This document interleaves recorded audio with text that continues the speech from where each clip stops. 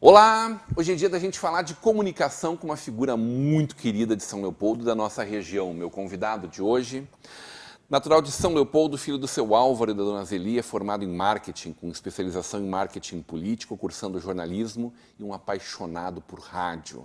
Marido da Cíntia, já trabalhou na indústria e no comércio, foi professor e servidor público. Pai da Bruna, do Guilherme e do Murilo, filho de uma dona de casa e de um operário da indústria calçadista, passou pela Rádio Progresso, Rádio Sol e é a voz e a operação da Rádio Prefeitura de São Leopoldo. Hoje temos uma conversa de peso com Vladimir Vieira da Paz, meu amigo Montanha, ou Vlad também, eu não sei. Como a gente chama, Vlad? Pode chamar como sentir Vlad, melhor, como a gente... Montanha. O importante é estabelecer comunicação. Tu atende igual. Atendo igual. É uma honra te receber para essa conversa de peso, meu querido. Obrigado. A gente te acompanha e fica sabendo das notícias de São Leopoldo, nós que somos um veículo de comunicação, muito pela tua voz. Tu és muito essa voz do que acontece lá onde normalmente os veículos de comunicação não chegam. É um privilégio. Isso aí é dom, né? E é muito missão que tu faz do jornalismo comunitário. Fala um pouquinho dessa tua São Leopoldo desde sempre, lá de trás.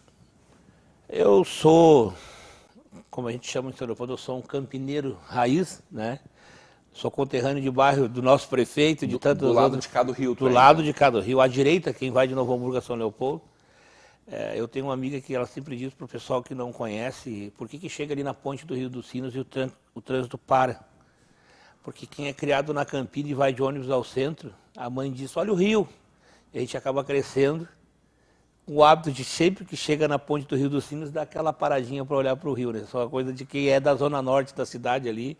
Mas enfim, sou filho de um operário do calçado, o seu Álvaro, né? Sou filho da dona Zeli, que é uma dona de casa até hoje, graças a Deus estão aí com a gente. E a gente cresceu entendendo as dificuldades que as pessoas têm lá na periferia de receber informação. Outro dia, eu seguido faço muitos testes assim com as pessoas, né? Outro dia eu perguntei para uma senhora se ela entendia, para uma senhora e para um senhor, se ela entendia o que era a palavra empatia. Ela disse para mim, é ser simpático. Então, isso dá um exemplo para a gente da missão que a gente tem no jornalismo, do jornalismo comunitário, das pessoas entenderem como é que os serviços públicos estão à disposição deles, né? Muito dos problemas a gente vê assim no próprio serviço público, seja qualquer esfera, é falta de informação.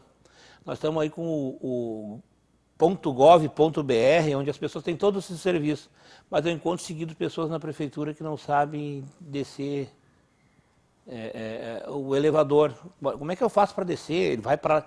Então, uma pessoa que não sabe usar o elevador, como é que ela vai ter acesso à digitalização? Que ela vá para a né? internet. Então, essa missão não é ser antiquado, é dar atenção a quem ainda não teve acesso a esse tipo de conhecimento. Então, o jornalismo comunitário é um jornalismo também de resultados. A gente precisa levar a informação para que as pessoas utilizem o seu direito, né, os serviços que estão à disposição delas. Muitas vezes elas não sabem, não têm acesso a isso. Como é que tu chega na rádio, em rádio, né? A Rádio Progresso foi a primeira experiência? Sim. Não, na verdade, não. Na verdade, o saudoso Breno Marques, tá, de São Leopoldo, era um fotógrafo, cinegrafista, que criou seus filhos dessa forma. Inclusive, um deles é servidor da prefeitura, o Rogério Marques. O sonho dele era ter uma rádio e ele coloca uma rádio comunitária no centro da cidade, a Rádio Sinos FM. E aí, conversando, ele convida a gente, eu e o meu genro, que também foi radialista, para trabalhar com ele. E é uma cachaça, né? É uma cachaça, assim, é impressionante. Do bem, no caso, né? Do bem. A latinha tem uma força. O microfone se transforma num sabre, né? A gente para lutar contra o mal, para trazer alegria, enfim. E aí, nisso eu conheço uma pessoa que na época era produtora da Rádio Progresso, hoje é um maestro renomado, André Delair, trabalha com canto gregoriano, e ele, antes de me formar em marketing, eu trabalhava vendendo cachorro-quente lá na Avenida de São Leopoldo, aquelas Tauners que existiam ali. E ele era cliente, ouvindo a nossa história, que a gente fazia rádio comunitária, coisa e tal. Na Rádio Progresso está vagando o repórter. Na época ali aconteceu aquele crime bárbaro aqui em Novo Hamburgo, da Roselaine, né? Que todo mundo sabe como é que foi. E aí, quem era o repórter? O Silveirinha, porque era um personagem de novela na época, e o sobrenome do repórter era Silveira, e virou Silveirinha. Silveirinha saiu da rádio, foi trabalhar em outros lugares. Aí chegou eu lá. Aí, na época, o âncora era o Paulo Silva, que já é falecido lá de Sobradinho. Eles falou, precisamos dar um nome para esse cara. Como é que vamos dar um nome para esse homem desse tamanho? Papai, aí ficaram. E montanha. Então, eu passei a ser nas ruas da cidade com montanha, virei um repórter policial ali, né, tratando desses assuntos.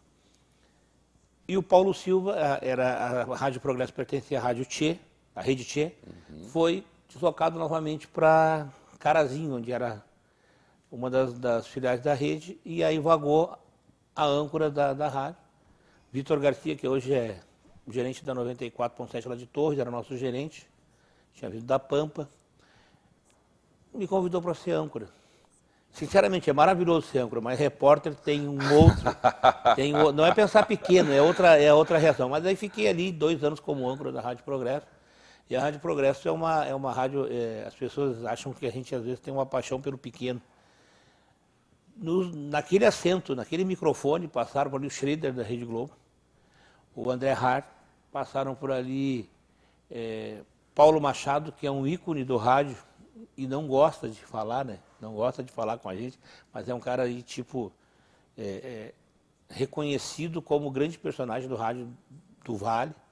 Tem história, entrevistou todos os presidentes, desde Castelo Branco até aqui. Imagina. Então, quer dizer, a Rádio Progresso, ela foi se derretendo com o tempo, por questões de gestão. Hoje é uma rádio que está lá em Canoas, tocando música, misturado com rádio comunitária, quer dizer, uma confusão. Perdeu o poder de comunicação que tinha aqui, com tanta gente importante que passou lá pela Rádio Progresso. Ribeiro Pires, eu dividi a bancada com Ribeiro Pires e Paulo Machado. Temos lá também o Fernando Fracasso, que era da Rádio Progresso, um cara que para mim é referência no esporte. Verdade. Da região. Então, e assim, a gente tem uma brincadeira, né? Eu tenho a minha carteira assinada como apresentador da Rádio Progresso. Eu não comprei horário. Eu era funcionário de uma das grandes rádios do Vale. Então era uma provocação que a gente fazia com os outros. Eu trabalhei na rádio, comprou o horário? Não, pois é, eu... Então era uma lisonja. Parece tão pequeno, né?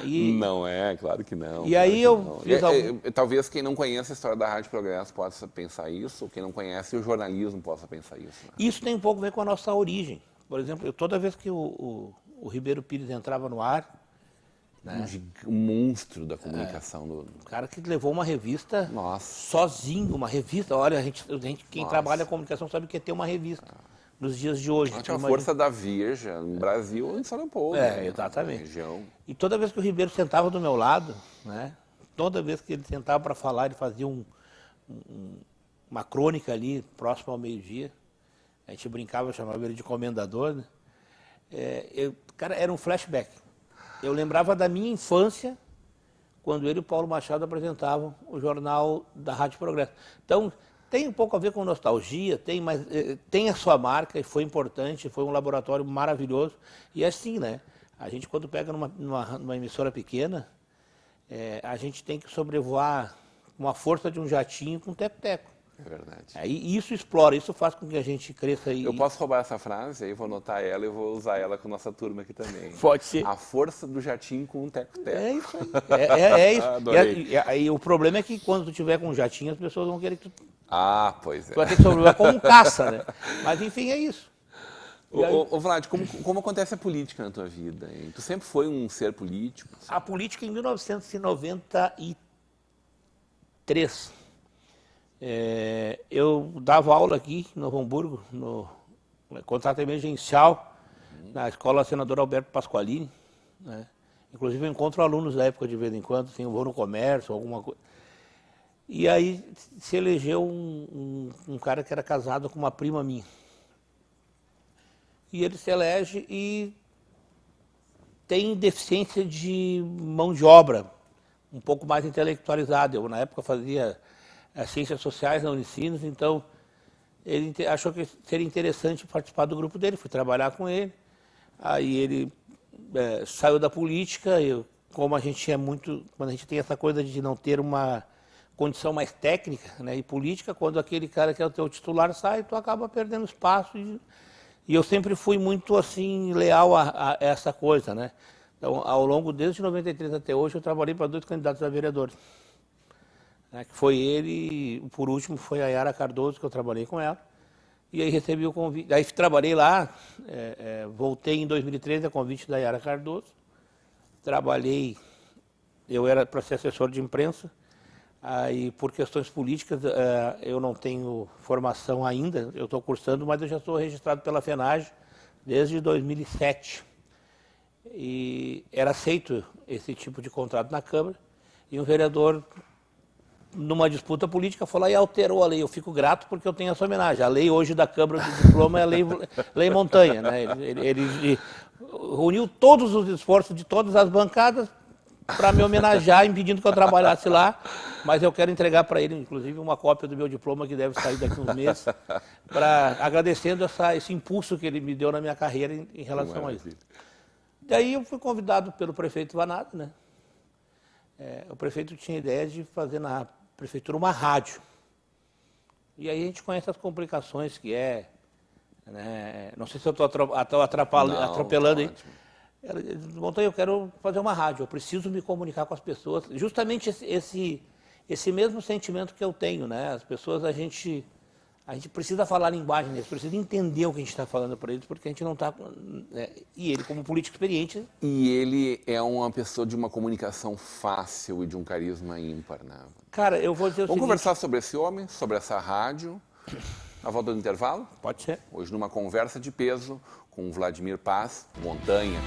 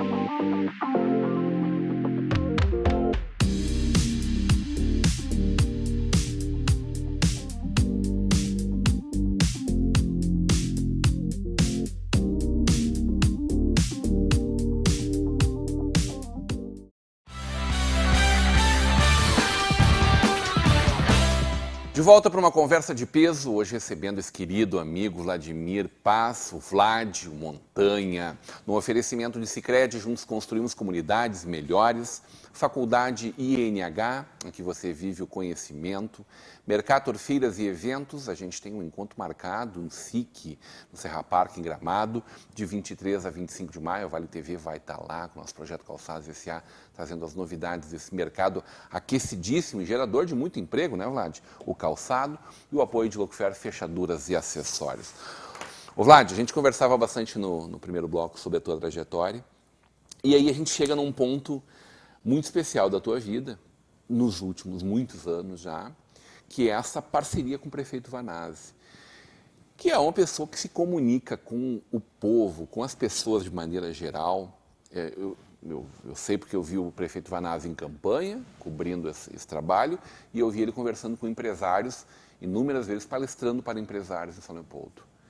Ele se comunica com as pessoas como poucas pessoas que eu já vi, que eu já conheci. Pela modulagem do discurso, da linguagem, por essa empatia que tu destaca tão bem. É um craque, né? Sim. Um craque. Como é que é o dia a dia de vocês, hein? Cara, sabe que eu observo muito nas redes sociais hoje em dia, quando tu faz uma defesa de um projeto, né? As pessoas usam aquela pejoração. Ah, defende porque tu mama na teta. Não, e pode não gostar dele, precisa reconhecer as qualidades dele, não é? Não tem nada a ver Mas com uma questão de coisa paixão assim, política, né? é apaixonante trabalhar com o Vanazzi, é uma coisa desafiadora, né? Ele é um cara que tem uma energia, é um garoto, ele fez uma cirurgia do joelho, mas sinceramente melhorou a dor dele, porque o ritmo nunca foi menor, mesmo com o joelho com problema, ele nunca teve, é um pique maluco, né? E tipo, ele reclama do cansaço, mas ele não demonstra o cansaço. E ele tem, existe uma tradição assim no preconceito da gente, ou preconceito que a gente tem com o político foge da verdade, foge da resposta, nunca se compromete. Bah. O Vanazzi tem uma coisa que, isso para quem trabalha com comunicação, toda a equipe de comunicação, é muito interessante. Mesmo que for para dizer não, nós precisamos atender as pessoas. As pessoas, ao contrário do que muita gente pensa, as pessoas se satisfazem também com o não, desde que ele não seja por falta de vontade, desde que ele seja com argumentação, com os reais motivos. Porque as pessoas se equivocam na questão do serviço público. A matéria-prima do político é o voto. E o voto é conquistado por entregas de demandas. Na prática, né? Quando há uma questão de reeleição, quando o cara é um candidato novo, ele precisa apresentar um projeto que convença. Mas quando ele já é um prefeito em exercício, ele precisa entregar as demandas para quem ele... E como é que tu vai fazer para conquistar um voto de quem tu não vai conseguir entregar a demanda? É essa coisa da transparência, né? Que é uma exigência em qualquer organização na comunicação, né? É ter transparência. Não vou calçar tua rua por isso, não vou ampliar o posto de saúde da tua vila por isso, não vou poder, enfim, trazer essa demanda porque não tem como, a legislação não permite, não tem dinheiro. Mas uma coisa impressionante, com a negativa do discurso que o Vanazzi possa oferecer dentro dessa transparência, ele exige que busque resolver em um segundo momento. Se aquilo é impossível de resolver agora, a gente vai unir forças para... Então, o Vanazzi, ele é um comunicador nato. Se a gente observar, eu faço a técnica da rádio com ele. Tu é escada para todos eles ele também. Ele é o apresentador. Mas né? tu é o escada também, né? Tu puxa, tu levanta, tu bate a bola, tu faz o passe, tu deixa ela redonda. Isso tem muito a ver... Não só com o prefeito, com todo o secretário. Com acompanhar, né? A gente acompanha, está ali na agenda todo o tempo, então às vezes tem coisas que eu sei e o secretário não sabe, então a gente entrega para o secretário para ele poder falar sobre aquilo. As obras do governo, a gente tem lá o Rota de Ações, que é todo dia uma obra, cada dia uma obra diferente, quer dizer, todos os dias, e isso é interessante. Ontem a gente foi visitar uma escola que vai ser feito o muro, Irmãos Weibert, e entregue ar-condicionado e telas interativas, que são lousas digitais. E eu lembrava que em 2017, quando ele voltou à prefeitura, a primeira agenda em uma escola foi entregar louça para merenda. Ou seja, esse fato de tudo de uma obra, cada dia uma obra diferente, é verdade. Tudo tem importância. Né? A caneca, o prato para merenda, a própria merenda. Mas como as pautas estão evoluindo também. Né? Exatamente, entende? Mas no ponto de vista da comunicação, e isso é importante, talvez alguém dê mais importância para uma xícara do que para um ar-condicionado. Talvez dê mais importância para uma colherinha para comer a merenda do que uma lousa digital. Então, por isso todas as pautas são entregues com a mesma importância. Tem um colega que trabalha na comunicação da prefeitura, o Rodrigo Machado. Outro dia ele escreveu um artigo que eu acho que ele é quase que um código do jornalismo público e comunitário, e do jornalismo em geral. Ele falava no artigo o seguinte, que o grande desafio do jornalista, o que nos torna especial é o quê? É que tu entrevista aqui químicos, tu entrevista aqui infectologistas, tu entrevista aqui economistas, e tu tem que olhar para aquele cara que está lá do outro lado da câmara e fazer com que eles entendam isso. A gente é um decifrador dos códigos para entregar para a comunidade. Essa é a nossa missão, assim, muito digna, muito especial. E é isso que a gente faz no dia a dia lá, as pessoas terem noção do que está acontecendo na vida delas. Muito honrosa, né? Honrosa, é uma coisa assim muito... Sobretudo, né, Vlad, me ajuda nesse sentido, o mundo nunca tinha experimentado nessa era moderna, né, contemporânea, viver em escala global o que a gente viveu todos juntos, praticamente todos juntos, nos últimos 2 anos, né? E o que me emociona, assim, pessoalmente, me perdoem os nossos amigos que estão nos assistindo aqui, mas é uma coisa que me envaidece, foi que eu cobri essa pandemia do primeiro suspeito, e a gente espera que tenha sido o último óbito, né, que pessoas não morram mais sobre isso. E aí a gente via tanta coisa, tanto absurdo sendo falado, tantas acusações, como a máscara. São Leopoldo está perdendo por outro município que não aboliu a máscara, mas perdendo o quê? Porto Alegre ganhou o quê porque tirou a máscara antes? Eu posso dizer isso, eu não tenho conhecimento técnico, mas eu tenho prático. Quem salvou a minha vida foi a máscara. Porque eu cobri vacina, eu cobri hospitais, toda a pandemia. E a doença estava na tua volta o tempo todo. Né? Pessoas morrendo. Do teu lado, né? Do teu lado, literalmente. Colegas, né? Colegas, amigos, agentes políticos, públicos, familiares. E a gente ali, fazendo aquela missão de comunicar a pandemia. Nós chegamos a ter nas lives que o prefeito fazia diariamente. Isso era uma questão... Aconteceu casos, por exemplo, de eu sair da casa dele, ele mora na Campina e hoje eu moro no São José.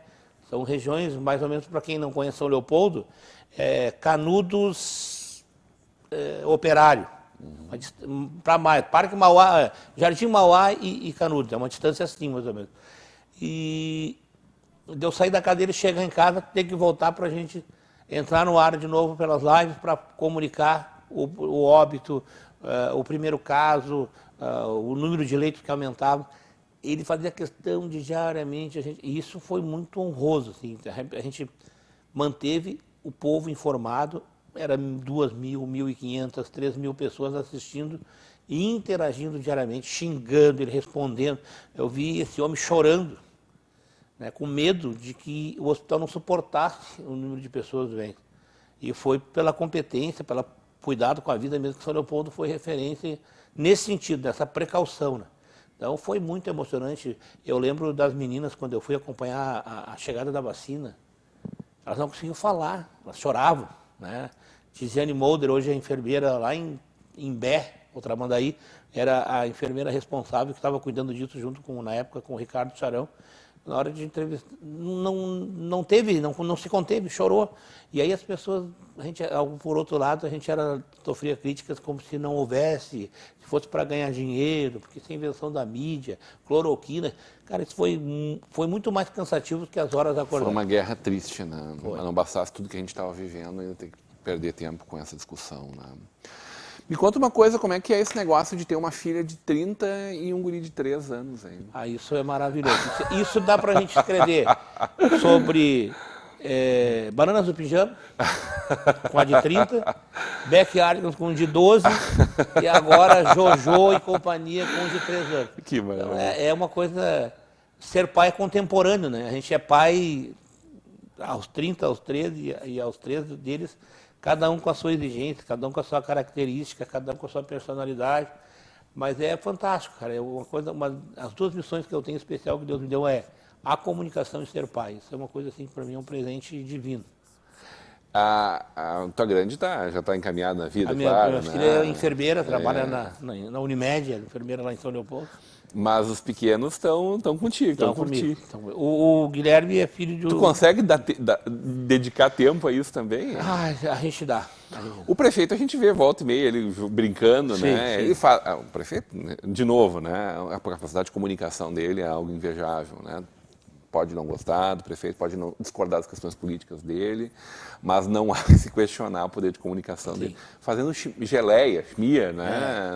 Nas batendo redes. Feijão. É um craque. E ele não está encenando, ele é aquilo. Sim, claro, e ele é um craque. Sabe que isso é uma coisa, só para a gente, não quero te cortar demais. O Vanazzi tem isso, o Vanazzi ele fala com aquele dialeto, né? Que as pessoas costumam debochar como se ele fosse um homem não letrado. e é historiador. Né? O Vanazzi discute economia com a gente e nos dá aula. Né? Ele tem a carga cultural, né, de ser um cara do interior, tem esse amor pela terra, mas ele não é um cara sem condições técnicas para tocar os projetos dele.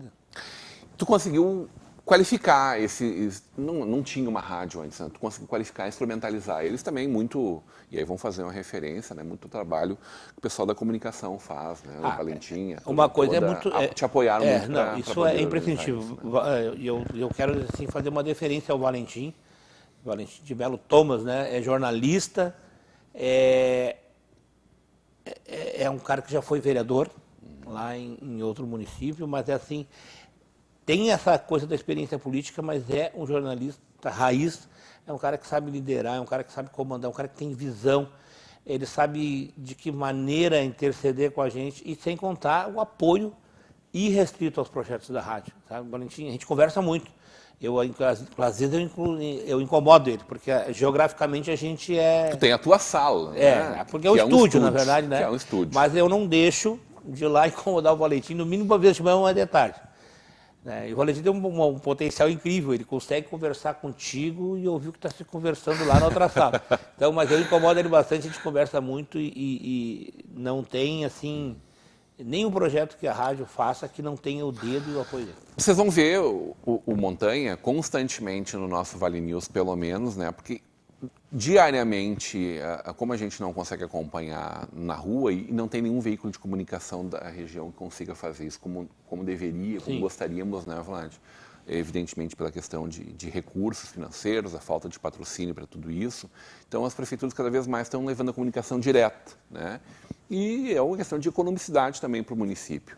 O Vlad está constantemente na nossa Vale TV, no nosso Vale News, com as reportagens que ele produz lá para a rádio Prefeitura de São Leopoldo, e que participam do nosso telejornal, aproximando a comunidade através das câmeras, dos microfones da nossa Vale TV. É sempre uma honra poder contar com a parceria da Prefeitura para poder levar de volta à comunidade aquilo que, eventualmente, vocês não consigam chegar diretamente através dos nossos microfones e câmeras. Adorei conversar contigo. Evidentemente, com uma vida rica dessa, a gente podia falar horas aqui, contar muita história. A gente quase nem falou de política, que é outra coisa que ambos gostamos muito de falar.